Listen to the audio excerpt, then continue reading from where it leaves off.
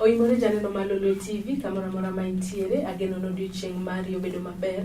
Akaw thuolo nieri mar rwaki e chenro mar Duond mine kama kelo ni chenro nieri kaka pile.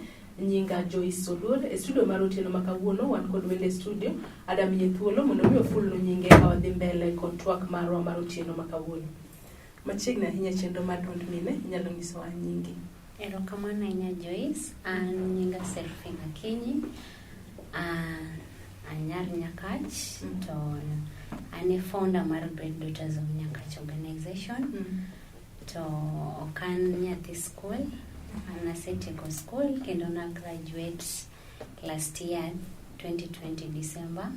Nasomo Moi University kata mbalariany mar Moi University. Natimo course no mar Political Science and Public Administration. Koro gi sani agolam amayo tich. To kata kamano kata kaka an founder no be aendelea gi giving back to the society matin. Erokamano ahinya Safin. Machiegni ahinya e chenro mar Duond mine otieno makawuono. Akiwacho ni ne founder mar Daughters of Nyakach. Daughters of Nyakach ni en riwruok matimo ang'o to gitie gwenge mage? Erokamano ahinya Joyce. Daughters of Nyakach, one based Nyakach kata one tiere Nyakach most of our time. To watimo programs mago mag jiwo nyithindo Manyiri kod mine bende mondo gibed jok moko ma nigi mijing'o e gwengewa. To mostly activities wa kata gigo ma watimo gi Nyakach. Lakini nitiere gimoro ni partnership kata makruok lwedo. Koro miyo wa samoro wayudore kata ka wan Homa Bay kata wan Siaya kata samoro be wabedo gi programs e Kisumu. Kiwacho ni ujiwo jogo mamine kaachiel kod jogo ma nyithindo Manyiri, inyalo leronwa ni ujiwo gi e yo machalo nade kata e yore mage? Erokamano ahinya.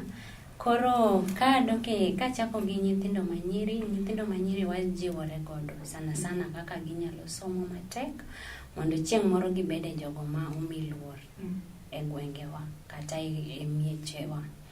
Koro samoro wabedo gi programs ma wajiwore kodgi kata puonjruok. Wapuonjore kodgi kaka ginyalo ritore, kaka ginyalo rito dendgi mondo kik gimaki emo hiu machon. To bende wachakwa miyo gi gik moko ma ginyalo ritorego kaka sanitary towels magiborego sama gidhi malo. To wamiyo gi bende sabun kata samoro wamiyo gi tissue paper. Koro mine to mostly wawuoyo e weche ma kaka ginyalo dongore businesses kata kaka koro an natimo yor mar siasa gi exactly. Koro mano be ajiwora gi mine ma sana madwa chung'. Nikech ambe anyalo chung' one of these fine days but okanyal ng'eyo. Koro samoro wajiwore kendo nikech an gi osiepe mamine mabe osebede field kata migao mar siasa. Koro wajiwore kendo wuon kaka wanyalo bedo ma strong kata wanyalo bedo motegno kichung'. Wang'eyo ni siasa to goga mine ahinya. Mara migogo kia otimo ang'o lakini koro wajiwore kendo wuon. Kamano. To in kaka Safin itimo political science kendo anya wacho ni organization ni oken enter line mar gimiso madier kose gipogore. Gipogore lakini ng'iyo part mar administration, public administration and in line to gi organization. Nikech itiyo gi jopiny kata itiyo ne jopiny. Koro in one way or the other donge. Ka awuoyo kata jiwora gi mine kata ka an gi nyithindo Manyiri gidong mago jopiny. Koro wajiwore kanyakla. Koro organization to is not in line gi gima natin. To koro ang'o momiyo ni kanise tieko school kata kanise graduate ni kao initiative mar chako organization iri mar Daughters of Nyakach? Erokamano ahinya. Ndalo mane wachake ne season mar corona. Kane midhusi mar corona ochakore. Koro kane midhusi mar corona ochakore ne odhi mochopo kama koro ji ok dhi tich. Ng'ato ka ng'ato niwinjo kawacho ni oweyo tije kata ochunge tich. Koro anto ndalo no noyudo ka koka graduate. To ok ne koka graduate, koka na approach graduation.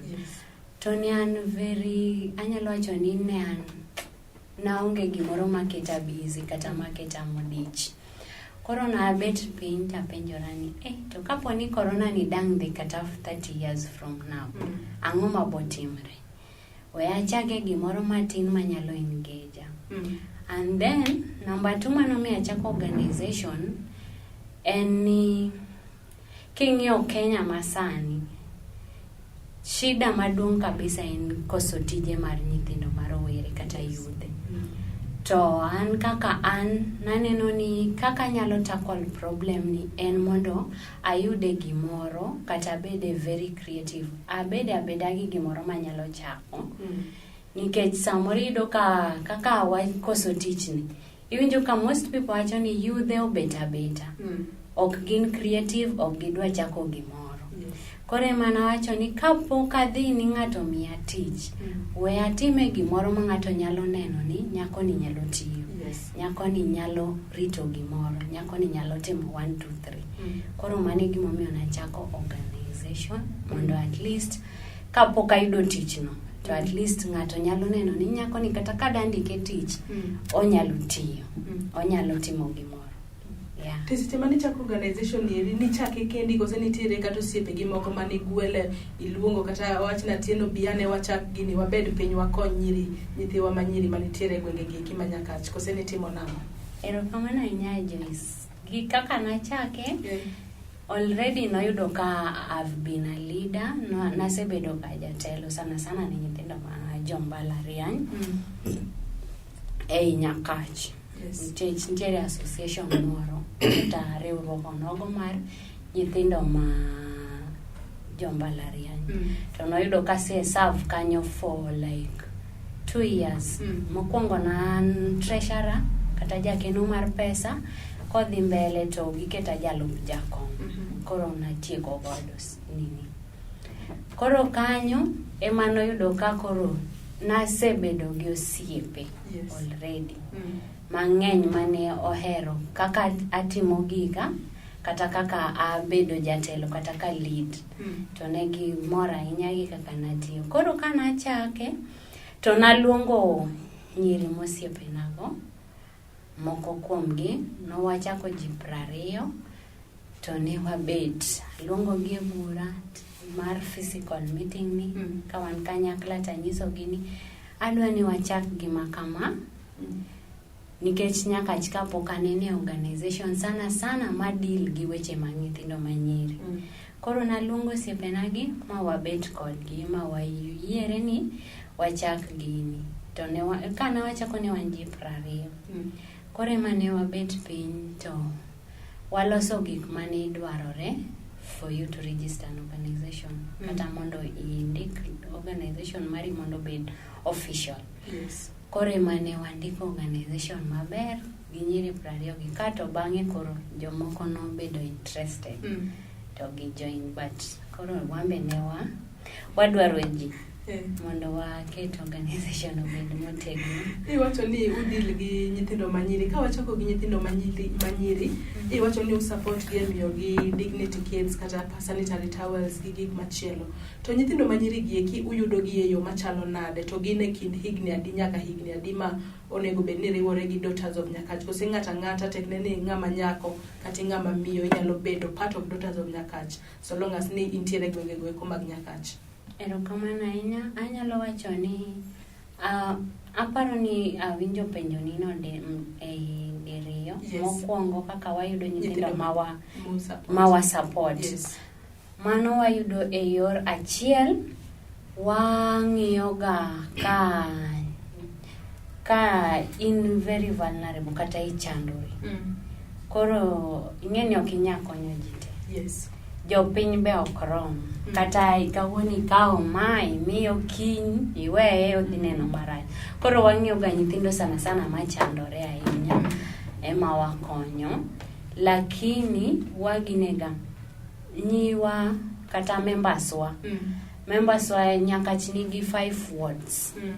Koro in every ward we have a member. If not members, but at least we have a representative. Ma ward no. Koro kata ka wach ni wadwaro kata one initiative moro mwadwa timo kata ka wadwa time Southwest Nyakachwa, that is my ward. To koro delegate roles te mag mobilization mag everything iwe ni koro in wabiro e ward ni. Man the administrative, man school kata venue kata ngo kamora mora minyatime gino maber. Koro wa delegate role no to our that member mondo konywe mobilization ground. Koro in short waido ga Nyithindo Manyiri gi through mobilization of our representatives mani ward ka ward. Alafu mara ariyo maron membership. Membership is for everyone who is willing to join. And you must be someone who is very passionate. Yani nyakibed ngano ma chunye nigi gombo mar donjo e great daughters. Koro mano to wanyalo wacho ni ng'ato nyalo bedo kata jaiga 20 kata 25 kata mine madongo go, most of them nitiere achiel kata ariyo kuom gima though poko register as a member but gi support. So ananino ni mano already gin part of us. Nikech anyalo wacho ni nitiere mine moko ma Nyakach, kaka maybe Dr. Rose Kisia, nitiere Josephine Sirega of Radio Ramogi, and many of them ma also gin kanyo ni ka wan gi activity to gi support wa in one way or the other. For example, ka waonge kata gi pesa mar hour, whatever, all the activity or covering our story. Tiyudo kata ka Josephine nyalo gocho ni ng'ato to re kama wadhi timo activity no to ng'ano biro to kao story. Adonwa ka uyoyo matin kaito kwa duoga dwa ni nyisa ni iwacho ni kisere nyaka ng'ato register as a member. What does it take mondo ng'ato register as a member mar Great Daughters of Nyakach? Mane pa penjo madwa ni dog no kwa ya yuyo. Ajendo mar Lolwe TV wabiro ka uyoyo matin kaito biro duoge tielo mar ariyo mar chenro nieri mar Duond mine.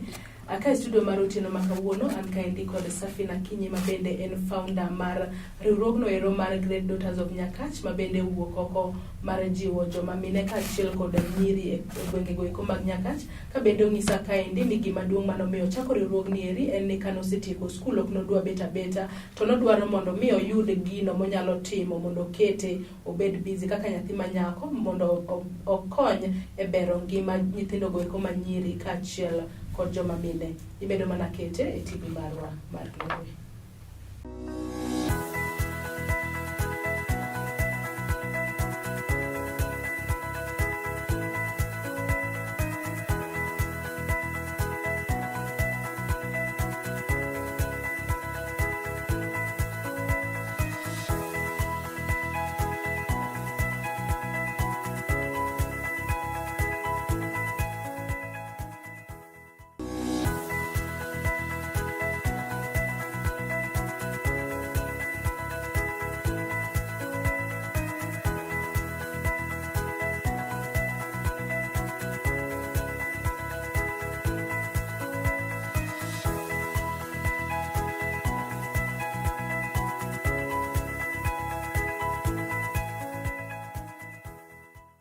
Machiegni kendo e telo mar ariyo mar chenro nieri mar Duond mine kama kelo ni chenro nieri nyinga Joyce Odur e studio marwa otieno makawuono an kaendi kod Safina Kinyi mabende en founder mar riwruogno ero mar Great Daughters of Nyakach matie gwengego eko mag Nyakach kama bende giwuok oko mar Jiwo nyithindo go eko manyiri kaachiel kod mine e gwengego eko mag Nyakach. Akawa dhi mbele kotwak machalo kama indi Safini nyiswa ni ng'ato ka dwa bedo member mar Great Daughters of Nyakach nyaka bed ni obedo registered as a member. Ang'o ma ng'ato nego bed ni timo mondo mi obed registered as a member? Koro wach ni for example an kaka Joyce ka dwa donjo e riwruogni oro nego bed na bedo gang'o mondo abed achiel kuom. Erokamano ahinya. Ka idwa bedo member mar Great Daughters of Nyakach, nyaka ibed gi chuny mar idwa konyo society kata idwa konyo gweng'. Ok necessarily nikech samoro partnership nyalo luongi kamoro. Partnership nyalo luongi kata Kisumu town kata Nyalenda kata kanyo. Koro nyaka ibed ng'ama nigi chuny no mar konyo. Mane mokwongo kabisa. Nikech ok ji te man gi chuny mar konyo ng'ama ok nyal. Koro mane mokwongo. Mar ariyo nyaka ichul registration fee marwa magie sani wakete Sh1,000. Alafu nyaka iornwa official email nikech wan gi email address wa matiyo. Mano maybe mbele abo wacho kane joma dwa oronwa kata message kata dwa ng'eyo gik moko mang'eny about us. Koro ioronwa e email, inyalo explain gimomiyo iwinjo kidwaro join wa. Yes. Inyalo penjo kata inyalo describe kata inyalo wache maber gimomiyo idwa join. Koro mane kaka watime. And then nyakibed mostly nyakibed ng'ama Nyakach nikech area wa ma wa target ahinya en Nyakach. Koro kwadwar ni samoro wadatimo program Nyakach to i-register to in Mombasa. Koro ing'eni otek mondo ichopi tim kodwa activities sate and very expensive sana. Koro sana ne joma Nyakach. Ibed ng'ama miyo, ibed ng'ama rawera kan kama. Tek mana ni inyalo register as an official member. Yes. Bas, koro ina great daughter of Nyakach. Makoro an mawuok Kisumu kae ndio kanya bedo great daughter of Nyakach. You can. Inyala bet ki register. Tekni ibo bedo kodwa e program. Get samoro imbi nyalungo partnership kata ni samoro in part of us. To idwaro ni wadwa team activity. Kata gweng kata dala kata committee kamora mona. Koro ki luongo wato ina registered member. We simply come mabira mwa team activity maber kabisa. Koro en mana kama tekni nyalo register as an official member and in gi chuny mar konyo sana. So far inyalo wacho ni Great Daughters of Nyakach ose support kata medo support nyiri adiye gwenge mag Nyakach. Gesani anyalo wacho ni program wa mokwongo mane watimo mar zero teenage pregnancy Nyakach mane wa target nyithindo 200 gi 50 e ward ka ward. Mama no awach ni approximately kind wards abich. Mane in around 750 girls. Yes. Koro kane watimo program no awach ni 750 girls go. No yudo sanitary towel, no yudo tissue paper kendo no yudo sabun. Kech season no ne watime kamano. Koro mana nyalo wacho ni mane wa target. Lakini nitiere kuonde moko kaka area mag North Nyakach. Area mar Katito. Kichopo kanyo i target nyithindo 200. Kichopo venue iro nyithindo kata 300 gi wiye. To ing'eni nyathi ok inyal riembo. Iborie meto kodhi. Samoro waketo restriction ni joma onge gi mask ki koro dhi dala. Gibo dhi dala magio mask magiduogo. Koro in be inena ni wabed kodhi. Koro gesa nitanyalo wacho ni nyithindo 750 no yudo support wane program no. Alafu recently kane jo form 1 join nentiere organization mano neno ka we deal with girls watimo programs mang'eny gi nyithindo manyiri. Koro ne gi approach wa bagi nyiso ani wamigi nyithindo 10 ma wan ge database wa mar Great Daughters of Nyakach mondo gi miye support mar fees ka gidhi join form 1. Mano be awach ni nyithindo 10 go ne wamanyo kaka Great Daughters nyithindo mane chandore mane wa ensure ni watero ne organization no ma checks gi no seterni gi school some of them no se confirm nano gigocho na magigoyo na ero kamano. Koro mane mawach ni wasetimo gesani. Ero kamano. Atoka ponono tich ka tich nyaka bedga gi challenges. Nitiere challenges kaka mage ma ukale seche ma bende utimo tich ni eri mar konyo nyithindo manyiri e gwengego mag Nyakach. Ero kamano ahinya. Shida to nitiere sana kaka koro members wang'eny gi awach ni gin mana my age mates kamae most of them. Koro yudo ni samoro ka manyo kata kaka wanyalo timo initiatives gi kata programs gi pesa samoro tin. Koro wachakwa wadhi into pockets pod nikech ge jwani kane ma pok ayudo kamoro to jok ma an godo go be achiel or ariyo manigo to koro kinyal keto gi burden no ginte kata mzigo no kinyamiyo gi ginte. Koro wan gi shida sana e tin mar pesa ma kabisa nikech programs samoro budget dwarore mang'eny to kwanyal. Koro samoro ka wayudo well wishers go mang'eny to bedo kama tek sana.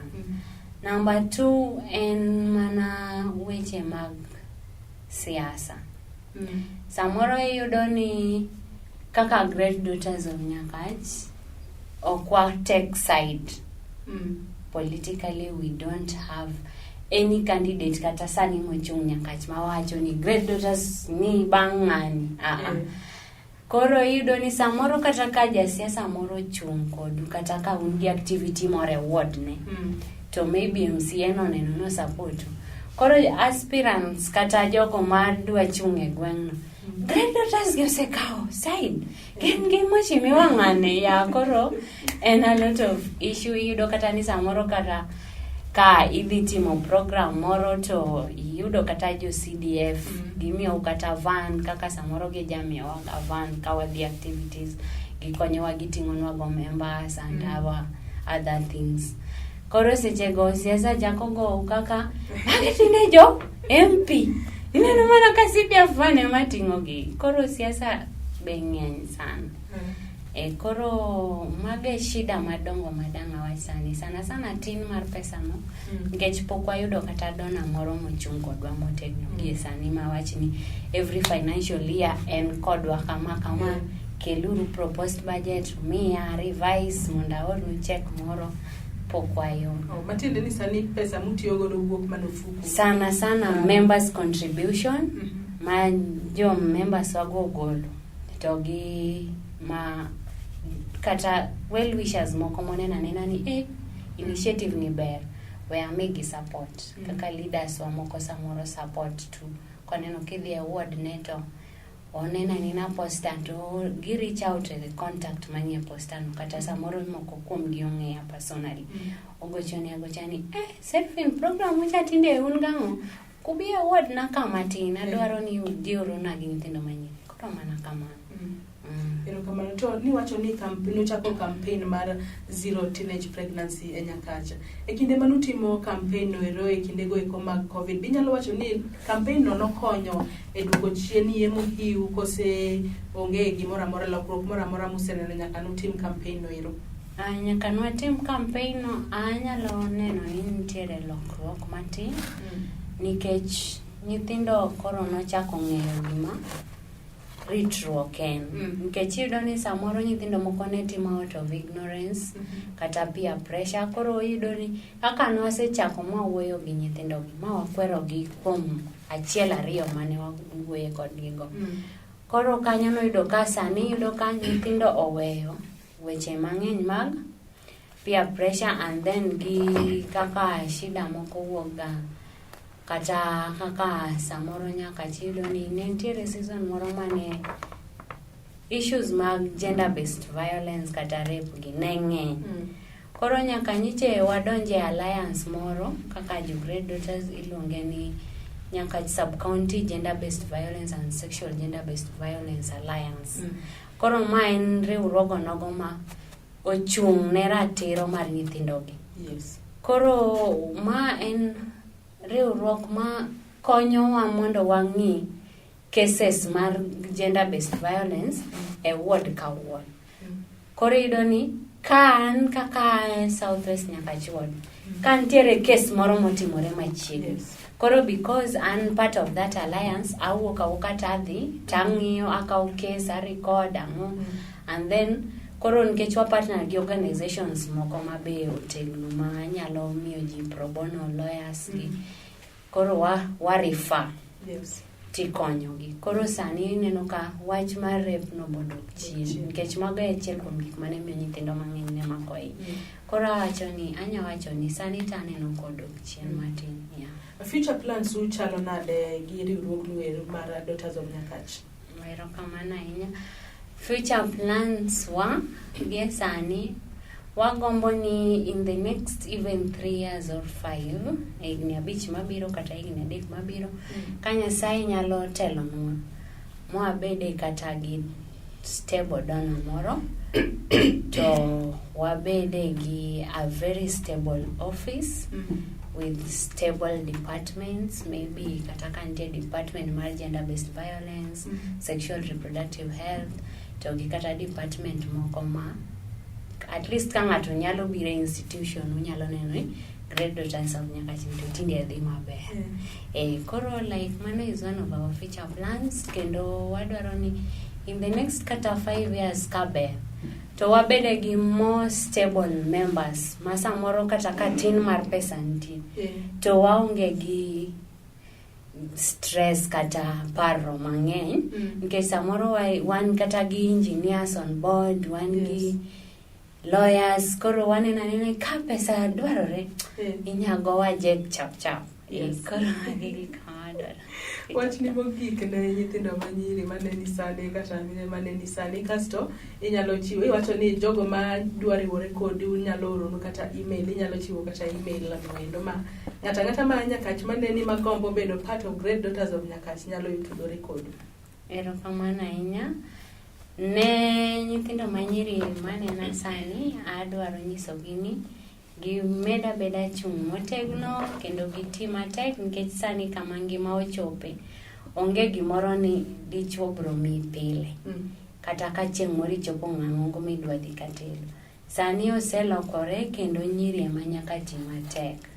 In as much as ni sani boy child yuagre ni owegi, lakini watiatia urumatek kaka nyithindo manyiri mondo wabede jogo minyalo siem ni ng'ane kata ng'ane sani ngimane dhi maber. Ne mine manena adawuoyo kodgi in line of siasa nikech an ahero siasa ema natimo. Ne jogo mochung' kata ma pod olap dhogi ndong' uti matek kendo abro mora nyaka neno ka next election mine ng'eny maingo chuo. To nego wamakre kaka mine oteka ahinya nikech wacho ni mine we are enemies of our own self. Koro wamakre together kaka mine madachung' kata madichung' mondo wayude kaka wanyalo kawo seats gi mbele kai. To ne jogo madwa tudore kodwa kaka Great Daughters, email address wa en greatdaughtersofnyakach@gmail.com. Abro nuoyo email marwa en greatdaughtersofnyakach@gmail.com. Facebook page wa ibro mana yudo ka wan the Great Daughters of Nyakach. Alafu Twitter handle wa en great_DN. Mano is an initial of Daughters of Nyakach. And then Instagram we are great_daughters. I Kenya no kwa sawa na sawa en sawa. Aya namba simu mara en 0712652224. Nenga madwa yuanatol Inyalo namba mpendo. Inyalo anuo en 0712652224. Erokamano. Ajaneno mar Lolwe TV gi kanye machopo godo e giko mar chenro mar Duond mine mabende ne waikone Lolwe TV otieno makawuono. Akane an kaindi koda Safina Kinyi mabende en founder mar riwruogno ero mar Great Daughters of Nyakach mabende tie gwenge goeko mag Nyakach kabende giwuok oko mar konyo nyithindo goeko manyiri kaachiel kod mine goeko mag Nyakach. Kapo ni nyalo gombo tudri kodgi mana kaka osechiwo numbers goeko kaachiel kod yoregi mabende nyalo yudogi e yor mbui mondo ji duto makre lwedo osir nyithindo goeko manyiri mondo ngimagi mambele obed maber. Nyakendo waro chenro machielo oriti masani nyinga Joyce Odur. Erokamano.